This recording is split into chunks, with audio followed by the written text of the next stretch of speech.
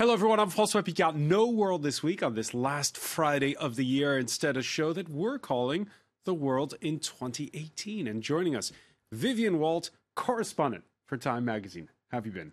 Very good. How was your 2017? I'm a little glad it's over. You're a little glad it's over. Still 2 more days to go. Also joining us, Tamaïs Papayanou, Paris correspondent for Greek public broadcaster ERT. Hello. We'll ask about your New Year's resolutions a little bit later on.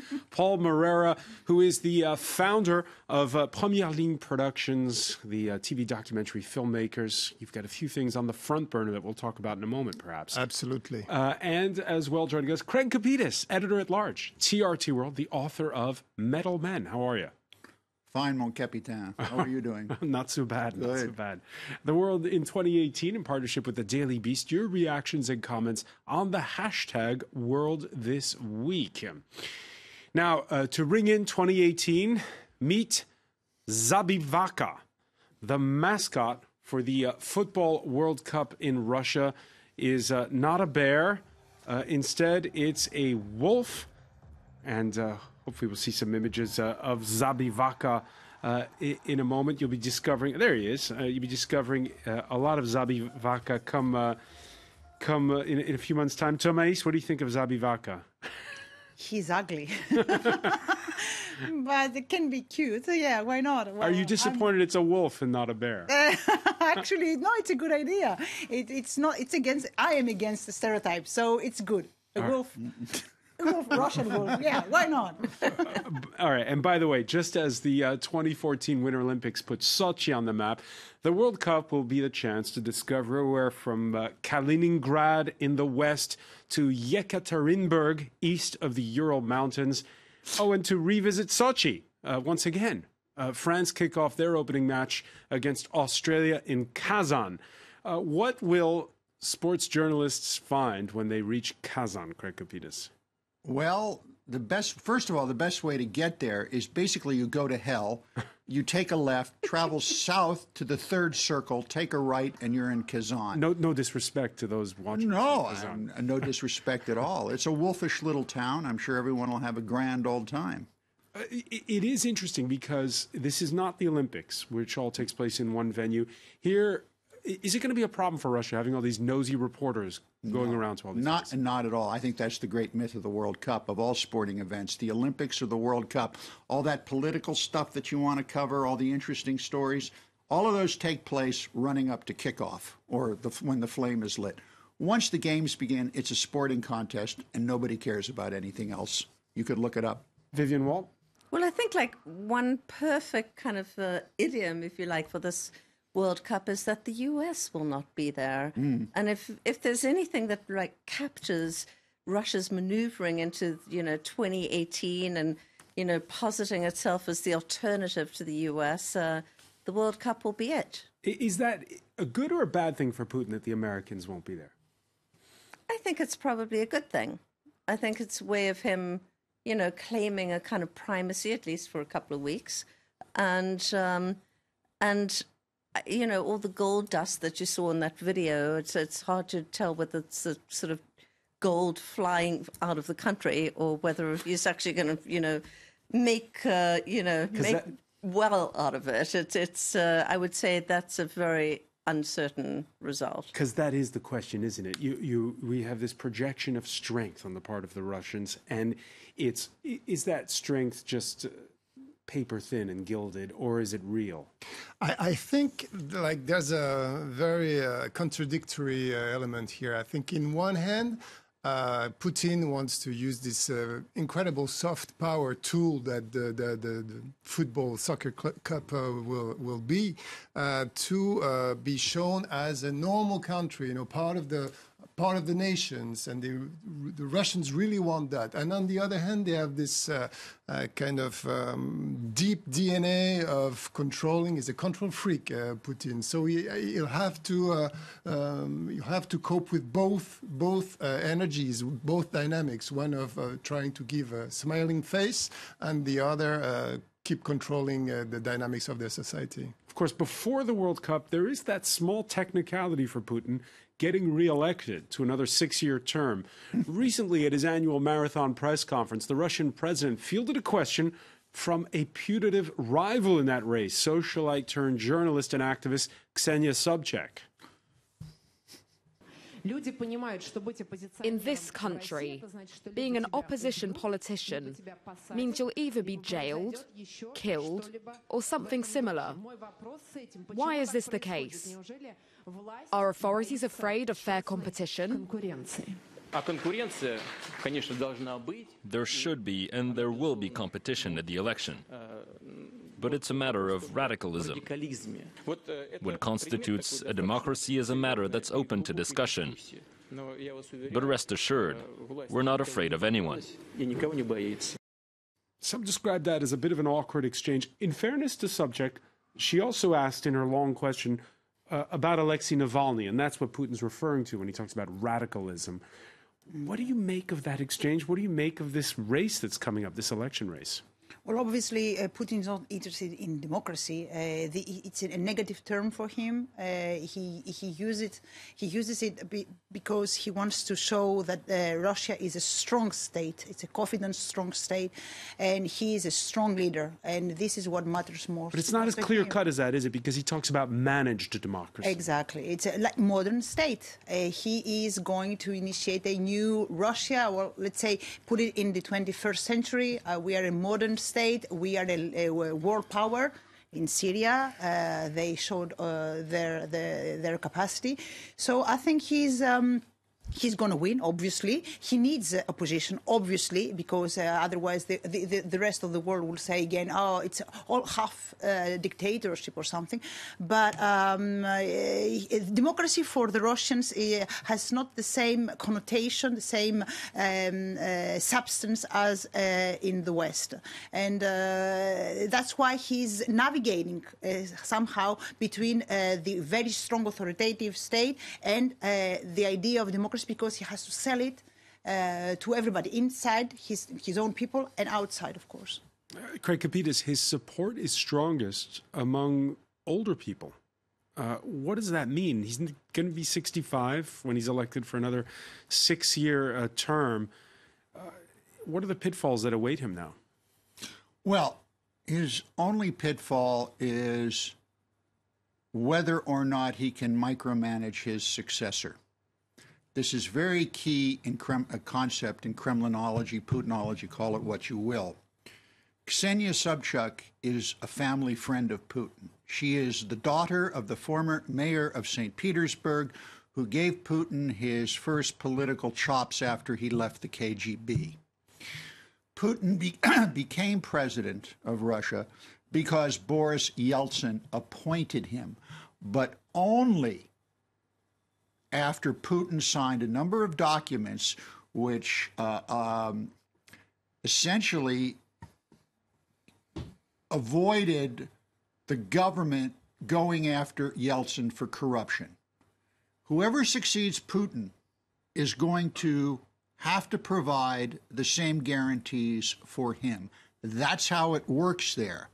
So he has to find that person who is going to be his successor and hopefully get out of town with his skin on and his money in the bank.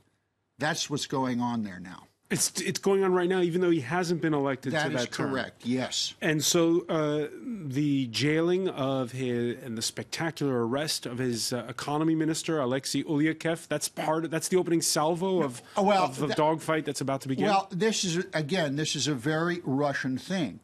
There has been a concept, it's perestroika. In Russian, it's called kazrashot. It means economic accountability. Perestroika was supposed to create economic accountability. Yeltsin promised it, and so did Putin. That hasn't been delivered on. So what has he done? He's taken one of his top dogs, and he's thrown him to that little wolf, who is now the mascot of the World Cup, thus keeping people happy, making the older people, as you pointed out, oh, look, Vladimir Vladimirovich is doing something for us. That's the political mechanic at play. Paul Moreira, you're putting the finishing touches on a documentary that will air for the elections in March. What's your takeaway on this upcoming vote? Well, my documentary is about Russian soft power, the way they use the social networks to influence Europe and specifically American elections, the way they try to utilize the strength of the National Front that they try here in France. In France, they tried to turn them into Russian agents. Really, I mean, we can prove now by the circuit of the money that was given. Lent to the National Front, that there was a very strong intent into turning them into a porte-voix, spokesman, a spokesperson for the interests of the Russians. So I'm interested. I was in this film interested in digging on those new methods that are very different. And will those new methods apply in Russia? Because it's a delicate balancing act. Tomais was explaining it. He's got to win, of course, but not by too much, but not by too little.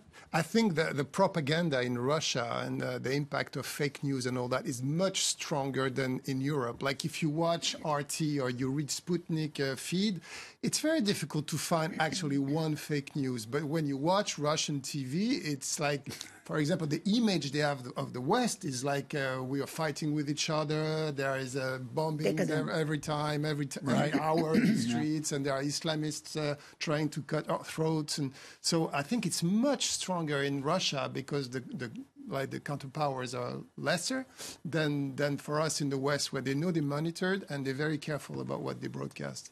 And it gets us back to the question of whether Putin is strong or weak going into 2018.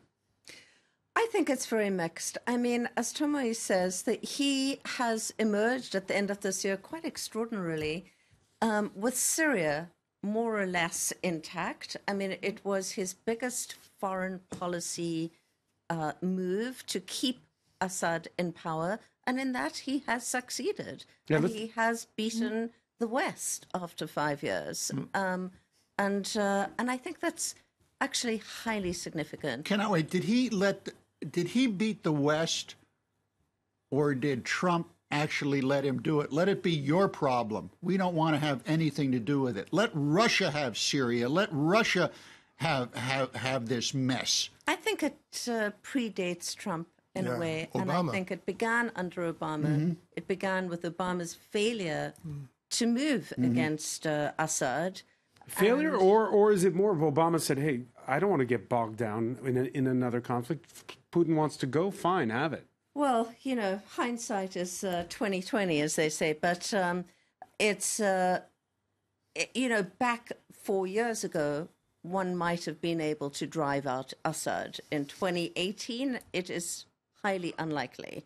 All right. Earlier this month, Putin paying a surprise visit to Russia's Hemiman air base in Syria. There he effectively declared victory and announced that there was a drawdown coming up, victory against ISIS. He also paid, during that same trip, calls on Turkey's Recep Tayyip Erdogan and Egypt's Abdel Fattah al-Sisi. When you look at those images, Tomais Papayannou, does Putin have what it takes to know when not to overreach and overstretch himself in conflicts like that? He was a master of the game in Syria, and obviously now he's scaling back the Russian presence there because he doesn't need any more of military presence. Now it's another game for him. It's political game, the peace process, the initiatives. Even Macron yesterday, on Sunday night, he said that we are not Assad departure is not a precondition anymore. Which was always the Russian position. So he won on everything, Putin, and he doesn't need to go up front right now. He is waiting for the peace process to begin, and I'm sure the Russians will stay in the region in Syria. What's Vladimir Putin's vision of the Middle East? Like, how involved does he want to be? I think Vladimir Putin is very, very I believe, or at least claim to believe, that he wants to take up the role of regional power broker that the U.S. used to have. Because a year ago, what we were saying was that we were saying, oh yeah, when he's in the Middle East, think Ukraine. He's there simply to leverage in regards to Ukraine. The U.S. a long time ago realized there was no mileage in getting bogged down in the Middle East. If it wasn't for Bush's Gulf War II in Iraq, it would be such a completely different playing field. That said, there's a larger issue to consider here. All Putin offers is weaponized rhetoric. He doesn't have any cash. The people who are applying politicized cash are the Chinese. They're going in. They're pouring money into Africa. They're doing deals in the Middle East. They're doing deals all over the place. What to look for, since we're prognosticating for 2018, is I think the most important thing to look at as far as Russia goes in 2018 is to see what kind of bilateral arrangements they make with China. That is going to be a key indicator, because Russia is broke. They don't have any money. China does, and they're spending it. The Russia that you visited, was it broke? Yeah, stick to this analysis. But I must say about Syria, because I was in Syria, I was in Raqqa. And we'll talk more about it just after the break. About Russia and Syria, and I think it's very interesting to notice, and I totally agree with you, that they are the master of the game. I mean, they have played very shrewdly. Through Astana negotiations, they have managed to let the Turks come in and block the Kurds of Afrin, which is a small enclave of Kurds in the northwestern part of Syria. And at the same time, they have started to negotiate with the Kurds, with the YPG, which is basically the PKK, which is Öcalan, the worst enemies, the worst nightmare of the Turks. So basically they are doing what a great diplomatic power should be doing, is talking with both sides and cultivating relationship with both sides. And they're doing it, I must say, their objective is to control the area. It's obvious. Their objective is to get in there. It's obvious. And at the same time, they're helping the regime. So they're like playing three different actors in a very shrewd way. All right, when we come back, we're going to take a look at just how the Middle East is doing as we go into the new year, a Middle East in flux. Stay with us. You're watching a special year-end edition of The World This Week.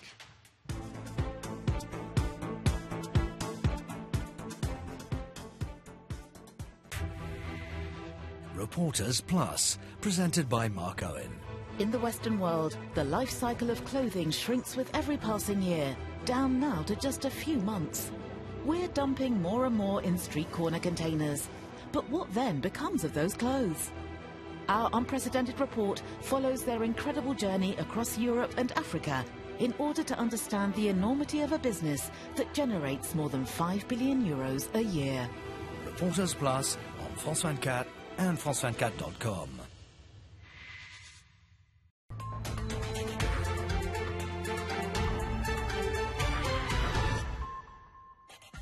Hello, it's 7:30 p.m. here in the French capital. I'm Belle Donati. Let's get you up to date with our headlines.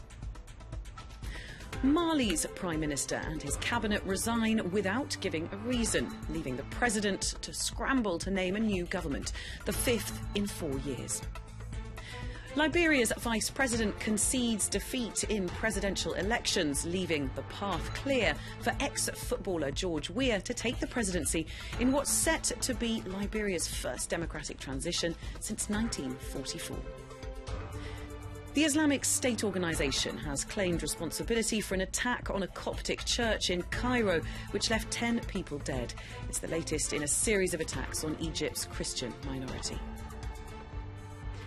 Iranian police have dispersed anti-government protesters in the western city of Kermanshah. Demonstrations have spread to several other cities, including Tehran.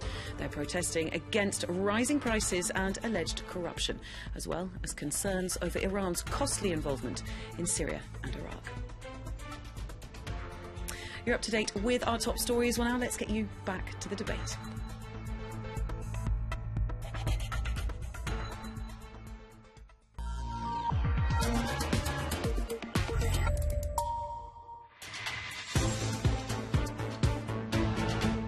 Welcome back, or welcome if you're just joining us for a special year-end edition. We're calling it The World in 2018. We're in the company of Vivian Wald, correspondent for Time magazine, also Thomas Papayannou, Paris correspondent for Greek public broadcaster ERT, Paul Moreira, founder of Première Ligne Productions, the documentary filmmakers, and we're also with Greg Kapitas, editor-at-large for TRT World, author of Metal Men. We were talking before the break about how Russia's in it for the long haul in the Middle East. And this, as well, the big difference going into 2018 is that ISIS is all but gone. And the question people have been wondering is, when you look back at the year past, who did the fighting? The fall of Mosul in Iraq and Raqqa, the so-called capital of the caliphate in Syria, were the result of a coalition of forces, although on the Syrian side, it was U.S.-backed Kurdish militias that did most of the fighting on the ground 4 years after the takeover of vast swathes of Iraq and Syria. We're now in a new phase for Iraq with its fragile federalism. We saw with that referendum on Kurdish independence that was rejected by Baghdad, and Syria with a civil war that is continuing. Civilians are continuing to die or starve in some instances. And also, we were talking about it just before the break, regional players that are recalibrating. Paul Moreira, you were in Raqqa when it fell. Yes, I was in Raqqa on October 9th. We were actually frontline, and there was heavy fighting, firefighting. The Islamic State was not ready to give up arms, not at all. And all of a sudden, we got an order on the radios from the headquarters of the Kurdish militia. All journalists should withdraw, should be evacuated from Raqqa. So we were like forcibly evacuated. We had no choice but to hop in a Hummer and drive all the way to Kobane. And what happened is they negotiated with the Islamic State the end of the fight. I mean, I'm not judging morally, because a lot of people were dying, and I think it's a good thing to save lives to negotiate with them. But the bad side of the story is that 400 people, heavily armed, were able to escape Raqqa. And where are those people now? So there are various versions, and we don't exactly know. The guy from the BBC who did the story, I think it's Quentin Somerville, did the story about it, and he says, but that's only on one source, and I don't believe it, because it's really scary if it's true, that some of those guys, the European guys, have crossed the border into Turkey, and that they are ready to come back here and to perform terrorist attacks. But for me, the most realistic option is that they would go to Idlib, which is actually at the moment controlled by the Al-Qaeda, which is now the moderate Islamists, as we all know. And they would join forces with Al-Qaeda and go to the last battle would be Idlib, with already the Turks face. The Turks are near Idlib. It's getting complicated, and the regime should go closer to Idlib. So now we're in this situation where ISIS is virtually gone. It has disappeared as a caliphate. Disappeared as a caliphate. The caliphate is gone. The part where there's the American influence, the part where the Russian influence sort of run into each other. And then you have this sort of what they call the Shia highway that can now stretch from Iran all the way to the border with Israel. Exactly. So does that mean is going to be more or less conflict in 2018? Well, I believe that there's going to be slightly less, because the Free Syrian Army, that were the first rebels, that only independent rebels at the very beginning of the insurgency in 2011, are out of the game or controlled by the Turks. The only strong conflict possibility for me is between the Kurds and the Turks, because you have now a very strong and politically organized Kurdish force in the northeastern area of Syria. And the Turks are just obsessed with the idea that those guys could claim a Kurdish nation state at their very border. And they have now tanks and armed forces within the Syrian territory. So that could be the next conflict.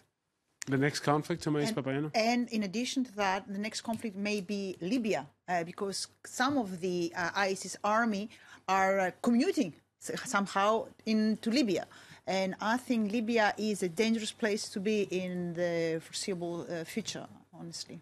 All right, so Syria could abate slightly, but the rivalry between Saudi Arabia and Iran isn't going away.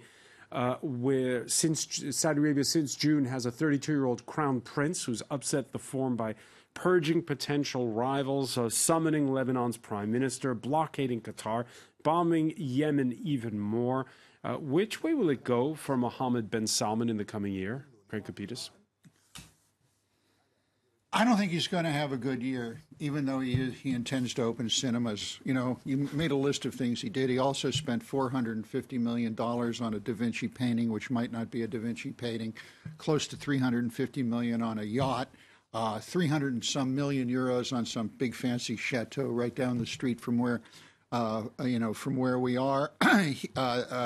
The most dangerous thing he's done is he still has locked up the head of Kingdom Holdings, who is a fellow by the name of Prince Walid. Yes, excuse me, I had a little brain lock there. Now, he is the poster boy of everything Saudi Arabian on Wall Street and Hollywood and the West.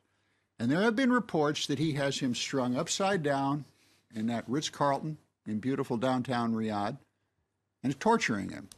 And he will not turn his money over.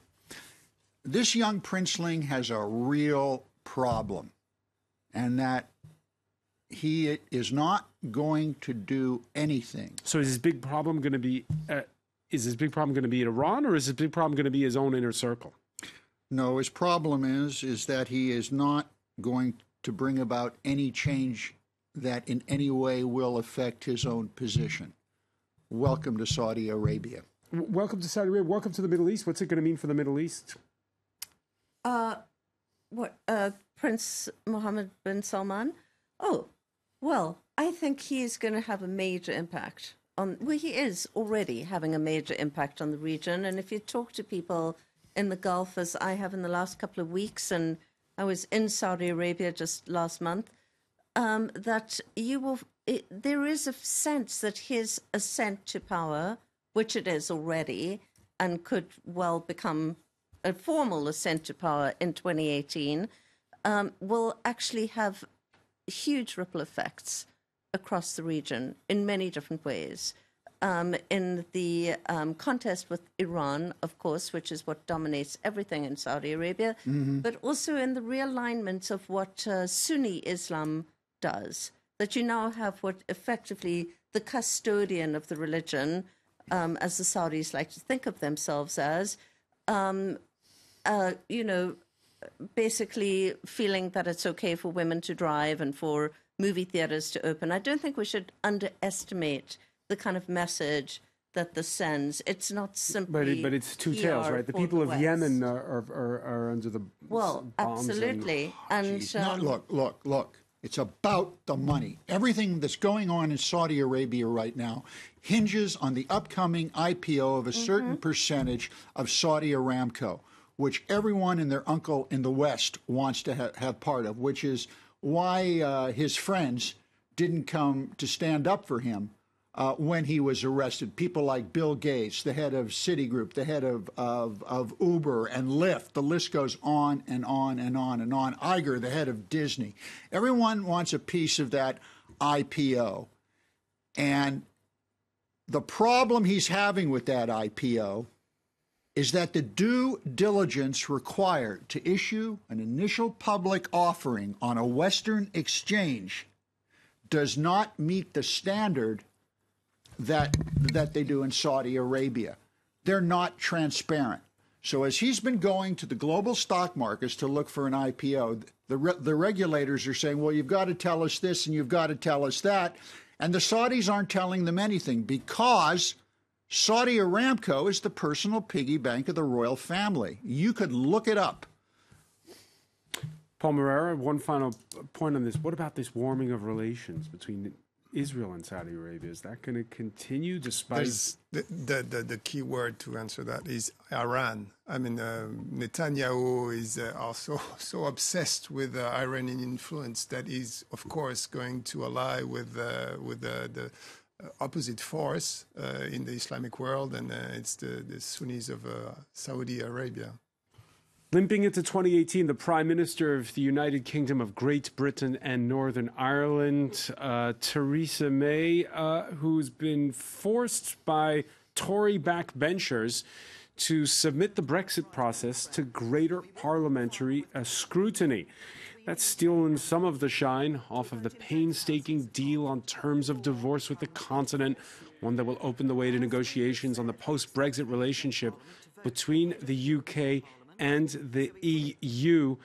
The way 2017 ended, Vivian Waltz, how's it going to go for her in 2018? It is extraordinary that we've been talking about this for 18 months, and that it almost feels like the same conversation we were having the day after the referendum. And it is as if nothing has really happened yet. They've got until October to formalize a treaty to leave just, 7 months later, I believe. March 19.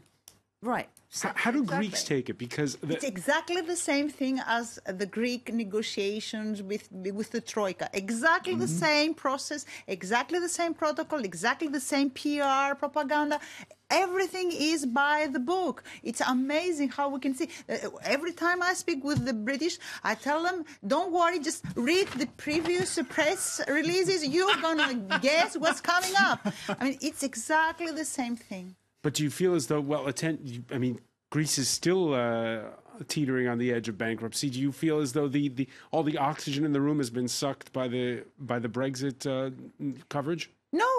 The Greek issue is over for the time being. For the time being. But right now, the Brexit is a brilliant demonstration of the incapacity, the European capacity to lead something in good terms and in the profit and the benefit of everybody. And when the British will leave the EU, it will be chaos. They are leaving the EU in terrible state. And the Europeans don't understand that without the British, we are like amputated. We are invalid. It's like half our arm doesn't exist anymore. It's essential. But there's a difference. There's a difference. You see, and budget-wise. And budget-wise. But there's a bigger cultural difference because the British are never so happy as when you tell them they're ruined, and that's what this is all about. You tell a Greek he's ruined, he's going to say no, we're not. And he's going to stand up. The Brits seem to love wallowing in this Brexit thing, which I always thought was ill-named. It has nothing to do about Great Britain. It's the English. If you look at the voting patterns, right? It's England that wanted out of this thing, not the people of Britain. Well, they voted out in Wales as well. But that's the glass half empty that we've heard from this side of the room. But Paul Moreira, some are saying that actually it's the Irish that are saving Britain, because with this deal on a open border, they've effectively allowed London to save face and effectively, without any voting rights, kind of stay in the European Union without saying so. Yeah, obviously there's going to be this and other arrangements so that, England doesn't become like a citadel of a closed citadel. But I take it seriously, the Brexit, because it could be the first step of something more grave. Because, again, I've spent a lot of time listening to the National Front voters lately, and they say the same thing. I'm not talking about the technicalities of the links between England and Europe, but the perception of the people and why they voted for the Brexit was like, you have those guys from Poland coming, taking our jobs and being less paid than we are. And in France, you have this feeling hugely in some areas, and that's why there's a very important anti-European feeling among certain voters in France. And, Macron said that he was going to implement some changes in... Yeah, most notably with posted workers. Exactly. It's an emergency. It's actually an emergency because really, I mean, we should take Brexit as something serious. It could be the first step of Europe falling apart. 2017 saw Africa's first ever annulment of a presidential election, but hopes that Kenya's democracy had come of age were to be dashed when the rerun would prove even more lackluster, with the opposition boycotting more deadly violence.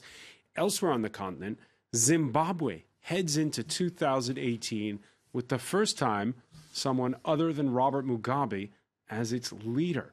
Comrade Bob finally chased out at 93 when his own party decided to step in and stop his wife Grace from taking over. Will a nation once hailed as Southern Africa's breadbasket come alive in 2018, Vivian Walt? Well, one shouldn't... It couldn't get much worse, put it that way. But you have a country that has more than 90% unemployment. The currency effectively is, has completely collapsed. There is almost no foreign currency that's come in to do anything about the crisis in mining, agriculture. This, as you say, used to be, the breadbasket of Africa. When you go to Zimbabwe, it's kind of staggering how lush and fertile it is. It feels like anything could grow there, and it did. And they will have to rebuild this country from scratch. And they're not going to be able to. Allow me to put a number on that. Last year, there was only $295 million of foreign direct investment into Zimbabwe. Our young princeling we were speaking about, he spent $450 million on a Da Vinci. If you go to the Transparency International Corrupt Nation Index, there's 176 nations. Zimbabwe is 154 and dropping fast. I don't see how anyone, regardless of who the new president is or what they're promising, is going to pump in the kind of capital that's required. Now, what's interesting is that Robert Mugabe's right-hand man, who's now taken over, his former head of security, he has made sort of conciliatory noises to bring back some of that foreign direct investment to the white farmers who were chased off their land. How is that going to go? Because this is one of those countries in Africa that did have a large white minority population and still does. They have absolutely no choice. I mean, whether any white farmers will want to return to Zimbabwe is anyone's guess. I mean, their land was seized, their crops were effectively destroyed, they were run out of the country. I guess a few of them might want to come back, but it's going to take way more than that to get the agriculture back on track. And here you have, as you say, the right-hand man of Mugabe taken over. It's not like we've had democratic elections. Not sure that we will have democratic elections. Look at China. That's where to go. Will that Russia-China axis we spoke about before start turning some of that weaponized rhetoric and Chinese hard currency towards Zimbabwe? Wall Street certainly isn't. Well, certainly there was a lot of speculation when the Army Chief of Staff went to China a week before, perhaps not to plot, but certainly to get the green light before pushing Mugabe out. What does it mean, though, to have an Africa without Robert Mugabe as president? One of these who was a resistance movement hero and is still a hero to many. The further, analysts will say, the further you get away from Zimbabwe, the more he's still a hero.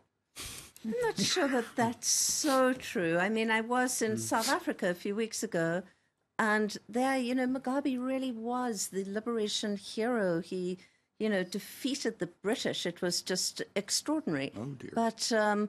But no longer. I mean, and in fact, Mugabe became a cautionary tale for the rest of the continent. There, but for the grace of God, go, this country. And people for many years in South Africa have said, this could become another Zimbabwe as, the specter hanging over the country. Yeah, full disclosure, we're taping this show as the ANC is picking the successor to Jacob Zuma, and it's a party that's having a hard time reinventing itself. It still has the liberation rhetoric. People at the party Congress call each other comrade, Paul Moreira, but moving to the next generation is proving difficult. Yeah, I mean, there are some good things about South Africa. I mean, even though corruption, even though poverty, even though wealth distribution is definitely an issue, but they have achieved to step out of apartheid without too many deaths, without kicking out the bulk of the white population. So they did create the rainbow society that they claimed that they had. But again, I mean, there are huge patches of their towns that are places, no-go areas, and a level of misery. And I think there's this discrepancy between the rhetoric of the African National Congress pretending to be socialist and all that, and the reality on the ground where they have not redistributed wealth, and I think it's the main problem. Now, we began this show talking about how Vladimir Putin, if he does have a successor coming up in 6 years' time, is going to make sure he has plenty of guarantees that he's not going to be pursued in the courts. Listen to Jacob Zuma's parting shot at that ANC Congress, where he effectively blamed everyone else for the slipping fortunes of his party and his country, with a particular accent when it came to corruption. Being black and successful is being made to be synonymous with being corrupt or being corrupt. The ANC must promote black advancement and success and fight attempts aimed at frustrating and undermining black economic empowerment and affirmative action. So a translation, if you accuse me of corruption, you're a racist? Well, yes. I mean, let's say, I think Paul is really right that, it's kind of a miracle that South Africa is what it is today, given its history. However, there really is a serious racial problem that has been, in a sense, sidelined a little bit through the Mandela years, a little bit through the Mbeki years, and it's really kind of come full force now. Most of the country was born after apartheid, what the South Africans like to call the born-free generation. Huh. And the born-frees at this point are the majority of the country. They don't see their government as a liberation movement. They're demanding accountability, like anybody would of their government. And in a sense, the government has, for a very long time, hid behind a sort of liberation. It was all the white minorities' fault, and certainly almost all of it was. But it's a different era now. It's a different era now, and we're going to see how that develops in 2018. Before we go, it's time to go around the room and ask our panel, what is the Tomais Papayannou, the one book, the one movie that you would recommend if you want the viewers to arm themselves properly for 2018? The Post, the film The Post, Steven Spielberg's The Post. It's a new movie. It's coming to theaters, I think, on January. And it's about the Washington Post fight for the Pentagon Papers, to get them out, to get them Was it 1972? 72, I think, yeah. Daniel Ellsberg. Yeah, exactly. And they've risked everything. We can see on the poster Katharine Graham and Ben Bradley, the two leading persons of the journal newspaper. Excuse me, this sounds like a journalist fantasy, isn't it? Exactly. The publisher is behind you. Exactly. And I've read the Ben Bradley's autobiography, and it's a fabulous book, and I'm great admirer of Ben Bradley. So I think this film would be great. I think it's very interesting. Vivian Walt. Well, if you haven't seen it already, I would say watch the TV series The Handmaid's Tale, which is utterly terrifying. It's not for the faint of heart or stomach, but it's about an America that is truly fascist, shall we say. We're not at that point or anything like it yet, or maybe ever. It's a cautionary tale in your view? But I think it's a good series to watch right now as people grapple with really a kind of changed America in the world. and what it might mean for the world. So I think it's stunningly made and absolutely riveting. Paul Moreira? I agree with Vivian. It's a great series, but I would pledge for another TV series. It's the second season of The Deuce from David Simon, the author of The Wire, and it's about basically the life around 42nd Street in New York in the 70s, and it's again a nostalgia piece when New York was New York, was not sanitized, and I know the class relationships, the culture struggles, and all that is very well expressed around a very sleazy. What does that say? That here we are in 2018, and both of you are recommending TV series, American TV series. That speaks a lot. You know? It's where the writers are these days. Exactly. Craig Kapitas. I've gone book. Heart of a Dog by Mikhail Bulgakov. It's the story of a professor who transforms a little puppy into a Putin-like character, written in the 30s. One of my favorite books ever, and if you ever have a chance to watch the stage play in Moscow, it contains perhaps the best theatrical line written when the doctor who performs this transformation looks up and says, "My God, what the hell have I done? I've turned a perfectly nice little dog into a son of a bitch." And we will leave it there for now. I want to thank you, Craig Kapitas, Tomais Papagiannou, Paul Moreira, Vivian Walt. As we say in France, happy end of the year. May all your wishes come true. And then coming on, of course, you can join us again next week for The World This Week.